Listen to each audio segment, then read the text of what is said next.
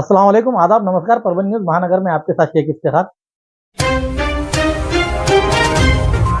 आज तारीख 14 फरवरी 2025 शुक्रवार के रोज महाराष्ट्र राज्य के उद्योग मंत्री उदय सामंत ये परभनी के कृषि मेले सम्मेलन में मुलाकात देने के लिए आए हुए थे। उस दरमियान 10 दिसंबर के रोज परभनी के डॉक्टर बाबा साहब अम्बेडकर इनके पुतले के सामने रखी हुई संविधान की प्रतिकृति की विटंबना की गई। उसका जो तोड़फोड़ किया गया था, उस घटना को लेकर जो शहीद हुए सोमनाथ सूर्यवंशी और विजय वाकोड़े बाबा, इनके परिवार को सरकारी नौकरी में जल्द से जल्द लिया जाए और उनका पुनर्वसन किया जाए और उन्हें 1 करोड़ रुपए की आर्थिक मदद दी जाए। ऐसा शासन के माध्यम से आपकी ओर से किया जाए। ऐसा सभी निष्पाप जो बच्चे हैं उन पर जो अपराध दाखिल किया गया है वो वापस लिए जाए। जख्मी भीम सैनिकों को आर्थिक मदद दी जाए। सोपान पवार को नार्को टेस्ट करते हुए उस पर देशद्रोह का अपराध दाखिल किया जाए। इसके अलावा अन्य विभिन्न मांगों को लेकर मागा स्वर्गीय जिला प्रमुख धम्मदीप भैया रोड़े, शहर प्रमुख निखिल गौड़े, प्रीतम खिल्लारे, अनिकेत खंदारे, शहर संगठक विठल गायकवाड़, संदीप डहाड़े, नरेश खैराजानी, इनकी ओर से उद्योग मंत्री उदय सावंत जी को विभिन्न मांगों का निवेदन देकर मांग की गई। इस समय उन्हें संविधान की प्रत और पुष्पगुच्छ देकर मागा स्वर्गीय विभाग की ओर से उनका सत्कार भी किया गया। परभनी के खादराबाद कब्रस्तान और अखुनशाह कब्रस्तान में जिला नियोजन समिति की ओर से परभनी के पूर्व सभागार नेता सैयद समी उर्फ माजुल आला और कांग्रेस आय के महानगर जिला अध्यक्ष नदीम इनामदार, इनके कोशिशों से परभनी के सबसे बड़े माने जाने वाले 2 कब्रस्तान, जिसमें खादराबाद कब्रस्तान में 2 हाई मार्क्स जो दरगाह रोड से रास्ते से आने वाले लोगों को कब्रस्तान में रोशनी करता हुआ, और दूसरा कब्रस्तान टाकी क्रमांक 3 के पास एक हाई मार्क्स बिठाया गया है। तकरीबन 75 से ज़्यादा लाइट के पोलों पर जो है तो लाइट लगाई गई है। उसी तरह से अखुनशाह कब्रस्तान में भी 2 हाई मार्क्स आर्म लाइट के खूबसूरती से जगमगाते हुए कई पोलों पर डबल लाइट बिठाने का काम परभनी के कांग्रेस आय के जिला महानगर अध्यक्ष नदीम इनामदार और महानगर पालिका के पूर्व सभागार नेता सैयद समी उर्फ माजुल आला के कोशिशों से डीपीडीसी के फंड के तहत हैदराबाद कब्रस्तान और अखुनशाह कब्रस्तान में तारीख 13 फरवरी के रोज़ या आई हुए शबे बारात में दोनों कब्रस्तान में लाइट की रोशनी के तारे जगमगाते हुए खूबसूरती का माहौल दिखाई दिया। दरमियान कई सालों से हैदराबाद कब्रस्तान की टीम यहाँ के युवा वर्ग, विशेषकर जो लोग जमा हुए हैं, युवा जमा हुआ है, ये यहाँ पर मेहनत करते हुए यहाँ की देख रेख साफ़ सफाई का जिम्मा उठाते हैं। उसी तरह अखुनशाह कब्रस्तान में भी कुछ लोग जिम्मेदारी से अपना काम करते हुए नज़र आते हैं। लेकिन हम ये आपको अवगत करा दें कि यहाँ पे हमारा आखिरी ठिकाना है। यहाँ पर सब तरीके के मुहैया सहूलत होना चाहिए, जैसा कि पानी के लिए वज़ू खाने और गुसल खाना भी बनाना चाहिए। इस तरीके की मांग हो रही है। इसके लिए जो पैसा लग रहा है, उसके पैसे के लिए ये दोनों टीम आपसे अपील कर रही है। इस समय जो दानशूर लोग हैं वो तो अपने मेहनत का पैसा तो देते ही है, साथ ही साथ हर एक व्यक्ति ने ये सोच लिया कि हमारे पास करोड़पति लोग हैं, लेकिन ये बेफजूल पैसा आनन फानन कहीं पर भी खर्चा कर देते हैं। उन्हें चाहिए कि ऐसे जगह पर भी जहां हमारा आखिरी ठिकाना है वहां पर भी अच्छे मुहैया कराए, रास्ते बन सके, ताकि कब्रस्तान में जाने के लिए जो कठिनाइयाँ आती है, विशेषकर बारिश के महीने में ही इन माहौल में यहाँ बड़ी कठिनाइयों का सामना करना पड़ता है। ऐसे मौके पर यहाँ पर अगर से रास्ते निर्माण किए जाए और कच का कच डालकर यहाँ पर रास्ते बनाए गए तो आने वाले दिनों में भी यहाँ पे बारिश में भी हम आसानी से कब्रस्तान में जा सकते हैं और अपने पूर्वजों की जो दफनाना होता है वो दफन विधि भी आसानी से हो सकती है, ऐसा बताया जा रहा है। इसके लिए दानशूर आगे आए और इन टीम का मदद करे, ऐसी मांग की जा रही है।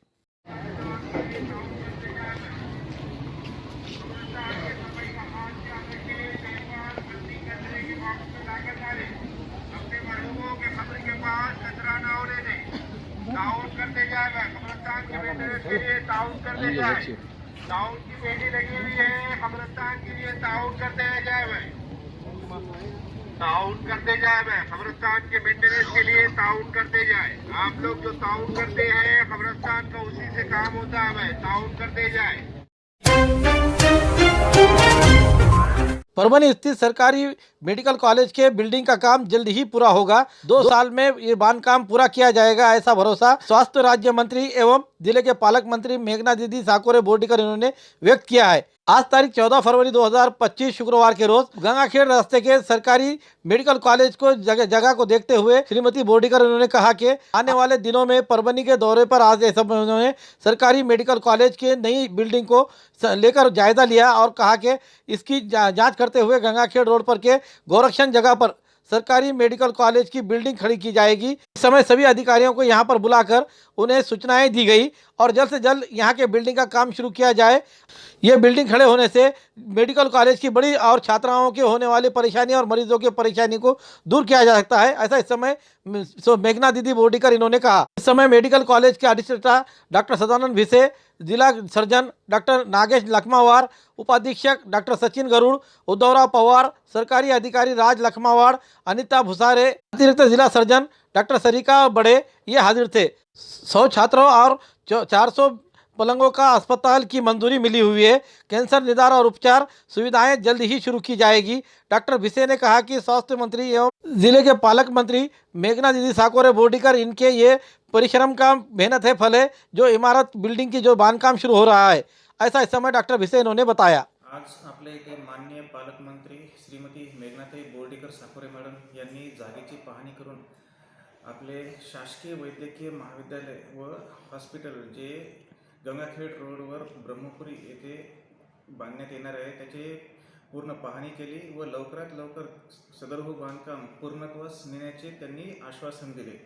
आपल्याला शासकीय वैद्यकीय महाविद्यालयासाठी 100 विद्यार्थ्यांसाठी कॉलेजला मान्यता मिळालेली आहे व 400 खाटांचे रुग्णालय सुसज्ज असे तिथे चालू करण्याची आपल्याला मान्यता मिळालेली आहे।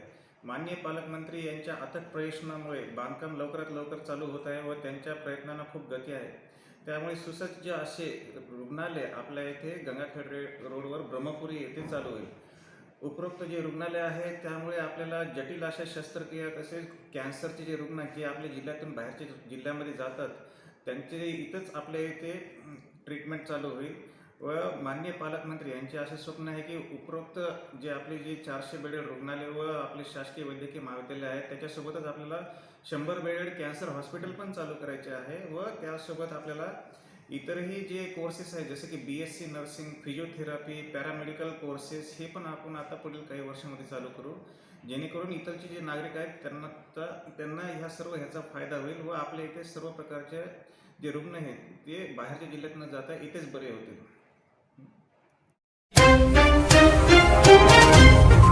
पुरानी बीमारियों की शर्तिया इलाज, घुटने के दर्द, शुगर, बवासीर, गुर्दे की पथरी, सफेद दाग, हार्ट अटैक, अस्थमा, एलर्जी, दाग कोड़ की बीमारी, गांठियों से पीड़ित अन्य बीमारियों से परेशान होते तुरंत संपर्क करें। डॉक्टर गोविंद कामटे, आयुर्वेदिक विद्या विशारद, बालाजी आयुर्वेदिक प्राकृतिक चिकित्सा केंद्र। एड्रेस तलाठी कार्यालय के पीछे, बसमत रोड, परभणी। समय सुबह 9 बजे से दोपहर 2 बजे तक, शाम 5 बजे से रात 9 बजे तक। Mobile number 9921691008। आज तारीख 14 फरवरी 2025 शुक्रवार के रोज उद्योग मंत्री उदय सामंत ये परभणी के शहर के संजीवनी कृषि महोत्सव में आए हुए थे। इस समय उन्होंने लाड़की बहन योजना के बारे में बोलते हुए कहा कि लाड़की बहन योजना के बारे में कई लोग अलग अलग अफवाहें फैला रहे हैं विरोधियों को लेकर और सत्तारूढ़ के लोग जो बात कर रहे हैं उसी बातों को मद्देनजर रखते हुए आज उन अफवाहों को और जिस तरीके से बात कही लाड़की बहन योजना के बारे में उद्योग मंत्री उदय सामंत इन्होंने अपना क्या कहा, आइए जानते हैं।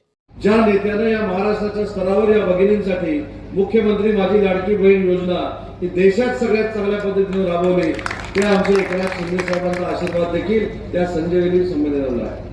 महिला भगिनींच्या मनामध्ये एक शंका काही लोक निर्माण करून देतात की आता ही योजना चालणार आहे की नाही, हे 1500 रुपये आम्हाला मिळणार आहेत की नाही। मी देवेंद्रजी फडणवीस साहेबांच्या मंत्रिमंडळामध्ये त्यांचा एक सहकारी म्हणून काम करतो। माननीय एकनाथ शिंदे साहेबांच्या नेतृत्वावर विश्वास ठेवून उद्योग मंत्री म्हणून काम करतो। मी शासनाच्या वतीने तुम्हाला शब्द देतो जोपर्यंत सूर्य आणि चंद्र आहे तोपर्यंत मुख्यमंत्री माझी लाडकी बहीण योजना हे कोणी थांबवणार नाही हे शासनाच्या वतीने आम्ही तुम्हाला दिलं।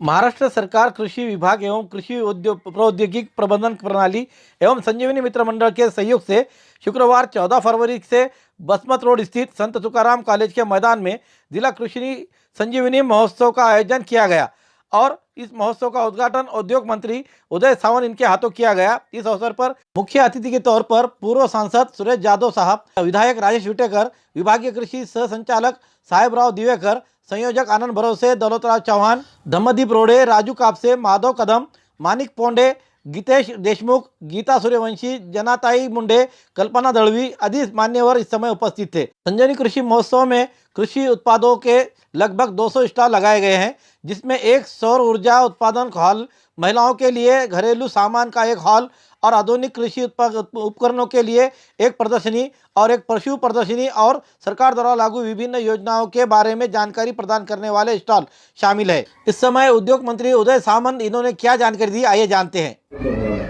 परंतु हे सगळं करत असताना मला अजून एक या गोष्टीचा उल्लेख करायचा आहे की जे प्रदर्शन आहे ते मगाशी राजेशजींनी सांगितलं की आबांच्या स्मृतीप्रित्यर्थ त्यांची आठवण नुसती घरापुरती न राहता त्यांनी केलेल्या सामाजिक उपक्रमाचं भाग हे जनतेला आणि शेतकऱ्यांना कायमस्वरूपी राहिलं पाहिजे म्हणून आनंदजींच्या माध्यमातून हे संजीवनी कृषी संमेलन साजरं होतं। पण मला असं वाटतं की शेतकऱ्यांनी याचा फायदा घेत असताना आधुनिक शेतीकडे देखील वळलं पाहिजे। आता वरपुडकर साहेबांचं नाव घेऊन आम्हाला आनंदजी सांगत होते की तुमच्याकडे 2 लाख रुपये डझन असलेला आंबा तुमच्याकडे मिळतो। मी असं करतो, आम्ही हापूस आंब्यामध्ये काम करतो, माझ्याकडचे 1 डझन तुमच्याकडे पाठवून देतो, तुमच्याकडचे 1 डझन माझ्याकडे पाठवून देतो।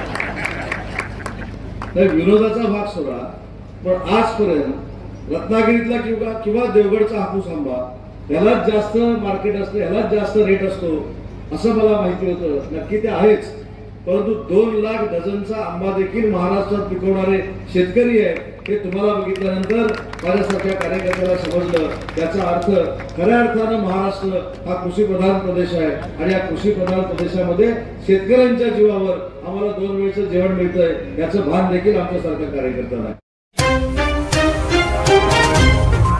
लोक कलावन सांस्कृतिक मंच परभनी जिला कलाकारों की बैठक आज शहर के ग्रीन लीफ में आयोजित की गई। बैठक में आयोजित करने का कारण यह है कि लोक कलावन सांस्कृतिक आंदोलन के कारण कलाकारों को पारिश्रमिक में 2 गुनी वृद्धि हुई है और अब उन्हें 5,000 रुपये का भुगतान किया जा रहा है। मुख्य मार्गदर्शक मशहूर गायक विष्णु शिंदे ने मीडिया से बात करते हुए कहा, इस समय माधव जमदाड़े, शायर नामदो लहाड़े, शायर शिवाजी सुगंधे, मोहन जोंधळे, आबा साहब जेजूरकर, कवि रविंद्र त्रिभुवन, कांताबाई मनेरे, भवन वाघमारे, भीमराव वाघमारे, गायक मुकुंद मोरे, नारायण रणवीर, कोंडीबा गायकवाड़, सिद्धार्थ निकालजे, रघुनाथ सुगंधे आदि के साथ बड़े पैमाने पर कलाकार इस समय मौजूद थे। कलावंत सांस्कृतिक मंचच्या परभणी जिल्ह्याच्या सर्व कलावंतांची आज या ठिकाणी बैठक संपन्न झाली।